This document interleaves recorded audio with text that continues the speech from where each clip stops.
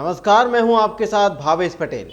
किसानों के लिए एक शायर ने बहुत खूब लिखा है, ये सिलसिला क्या यूं ही चलता रहेगा, सियासत अपनी चालों से कब तक किसान को छलता रहेगा। एक बार आकर देख कैसा हृदय विदारक मंजर है, पसलियों से लग गई हैं आतें, खेत अभी भी बंजर है। मुफ्त की कोई चीज़ बाजार में नहीं मिलती, किसान के मरने की सुर्खियां अखबार में नहीं मिलती। जी हाँ, कुर्सी पर बैठा बड़ा नेता भी किसान के द्वारा उगाया गया गेहूं खाकर किसान को ही नियम कायदे सिखाने लगता है, जबकि वो भूल जाता है कि आज जो बोलने की ताकत आई है वो रोटी खाने के बाद ही आई है। अगर भरोसा न हो तो उस नेता को कहो एक हफ्ते तक रोटी न खाएं तो पता चलेगा कि जो पसलियां हैं वह कितने इंच तक सिकुड़ चुकी है। लेकिन एक किसान है जो खुद की पसलियों को चिपकने देता है, लेकिन देश के नेताओं को मोटा तगड़ा जरूर कर देता है। 1945 से आज तक हम एक नारा देते चले आ रहे हैं, जय जवान जय किसान। क्या वाकई में आज भारत में जय किसान हो रहा है, या फिर जनता को खुश करने के लिए सिर्फ मंच से ही नारेबाजी की जा रही है। हमारे बुजुर्ग कहते थे 1947 के समय में 10 रुपए में खाने पीने का सारा सामान खरीद लेते थे, लेकिन आज 10 रुपए में सिर्फ एक चाय खरीद सकते हैं। मैं ऐसा इसलिए कह रहा हूं क्योंकि हर चीज का बदलाव हम लोगों ने देखा है, लेकिन क्या यही बदलाव किसान की जिंदगी में हुआ है? क्या आज किसान की फसल के भाव बढ़े हैं? क्या किसान की जिंदगी आत्मनिर्भर बन चुकी है, जो बड़े बड़े मंचों से कहते हैं कि आत्मनिर्भर भारत बना रहे हैं? इसका सीधा सा जवाब है, बिल्कुल भी नहीं बन पाया किसान आत्मनिर्भर। लेकिन यहां एक और सवाल यह भी खड़ा होता है कि आखिरकार क्यों आज भी किसान आर्थिक मोर्चे पर कमजोर होता जा रहा है? क्यों उसे आत्मनिर्भर नहीं बनने दिया जाता? इसके पीछे एक कारण नहीं बल्कि कई कारण हैं। राजनीतिक इच्छा शक्ति की कमी, पर्यावरण का असंतुलित होना और बाजार में काला बाजारी, जिसका खामियाजा सिर्फ किसान को ही भुगतना पड़ता है। मैं तो नेताओं से यही कहता हूं कि किसान के पास बची कुची जमीन भी खा जाओ और बेच दो उसे, ताकि तुम्हारा बेटा लंदन में किसी क्लब हाउस में मजे उड़ा सके। किसान का बेटा तुम्हारे यहां कामदारी करे, तब शायद तुम्हारे दिल को सुकून मिले।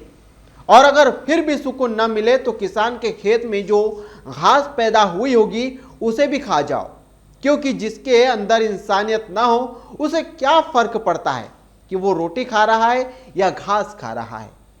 कुछ नेताओं को यह भी नहीं पता होगा कि मूंगफली जमीन के अंदर पैदा होती है या जमीन के बाहर। ऐसे नेता अर्थशास्त्र का हवाला देकर किसान को हल्का करता है। कभी पसीने की दुर्गंध को भी महसूस नहीं किया होगा कि आखिरकार पसीने की खुशबू कैसे होती है, लेकिन एक किसान बता सकता है कि जब खेत में काम करते वक्त पसीना निकलता है तो उसका स्वाद नमकीन होता है। लेकिन एसी में बैठने वाले नेता बड़े ठाठ से किसान के हित की बात करते हैं। ऐसा लगता है मानो किसान अब 4 दिन में अपनी जिंदगी बदल देगा, क्योंकि नेताजी जाग चुके हैं।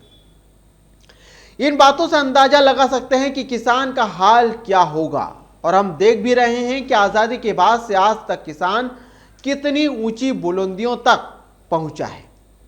आज ये सारी बातें इसलिए कह रहे हैं क्योंकि आज किसान यही सोच रहा है कि आखिरकार हमारा वर्ग इतना कमजोर क्यों है।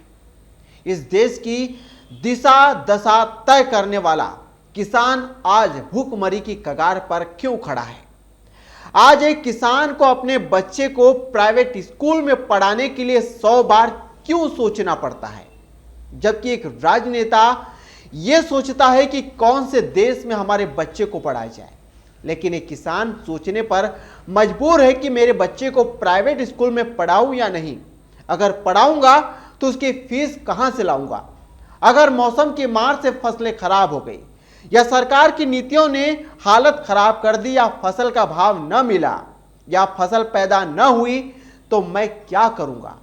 मैं अपने बच्चे की फीस कहां से भरूंगा? मैं अपनी बिटिया का ब्याह कैसे करूंगा?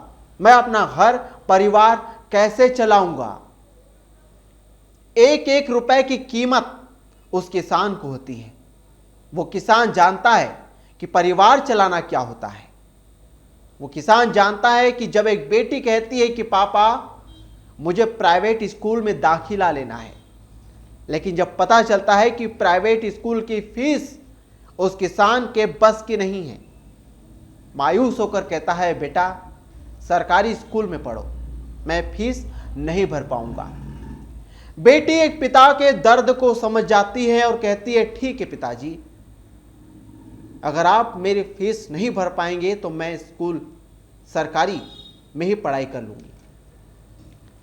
लेकिन सोचने वाली बात यह है कि एक किसान को ही क्या ये सारी बातें सोचने का हक है? क्या दुनिया के सारे दुख दर्द तकलीफें सिर्फ एक किसान की जिंदगी में लिखी है? सरकारें आती हैं चली जाती हैं, चाहे वह कांग्रेस हो या बीजेपी हो, लेकिन किसान की बदहाल जिंदगी को कोई सुधार नहीं पाया। किसानों के नाम पर राजनीति होती है, वोट बैंक की भारी भरकम राजनीति।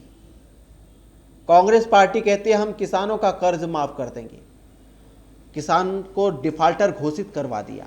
बीजेपी कहती है हम किसानों के हित में किसानों की आय दोगुनी करेंगे। आज किसान की आय गिरती जा रही है।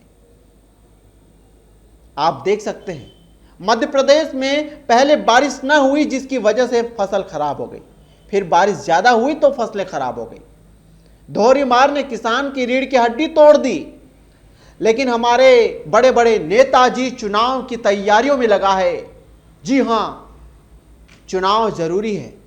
किसान का क्या, आज नहीं तो कल अपनी जिंदगी पटरी पर ले ही आएगा, लेकिन उसकी कीमत वो किसान क्या चुकाएगा वो नेता नहीं जानता। मध्य प्रदेश में से कई किसान हैं जो कर्ज के बोझ में दब चुके हैं। कई किसानों ने आत्महत्या कर ली है। कई किसान आज गरीबी की जिंदगी जीने पर मजबूर है। 2000 रुपए के लिए तरस जाते हैं किसान, लेकिन सरकार को कोई फर्क नहीं पड़ता। हमारा देश चांद पर जा चुका है, लेकिन उस खेत में नहीं पहुंचा जो ये बता सके कि किसान की हालत क्या हो चुकी है। विकास का ढिंढोरा पीटने वाली राजनीतिक पार्टियां किसान के नाम पर कब तक यूं खेलती रहेगी?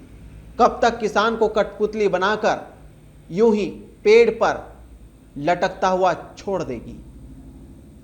आज कोई भी सरकार हो, हम सिर्फ यही चाहते हैं कि किसान के हक में बातें हों, किसान को लेकर कानून बने, और संसद में जिस तरह से विधायकों की सैलरी बढ़ाने को लेकर विधेयक पास होते हैं, नेताओं के जेब वाले पैसे भरने के लिए विधेयक पास होते हैं, क्या किसान के हित में कोई संसद में ऐसा बिल पास हुआ है जिससे कहा जा सकता है कि किसान की जिंदगी अब बदलने वाली है?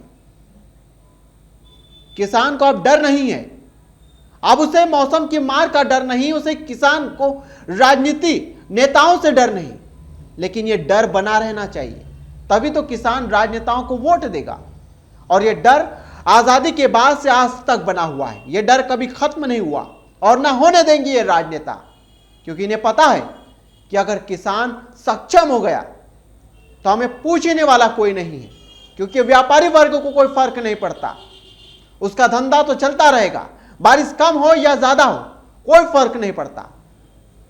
फर्क पड़ता है तो किसान को, उसकी जिंदगी को, उसके परिवार को और इस देश को। अगली डिबेट में फिर आएंगे, इसी मुद्दे पर बात करेंगे, बताएंगे कि किसी तरह किसान को ठगा जा रहा है। कोई भी पार्टी हो, किसान के हित में कोई बात नहीं कर रहा, सिर्फ ठगा जा रहा है किसान। दीजिए इजाजत, देखते रहिए न्यूज इंडिया TV9। नमस्कार।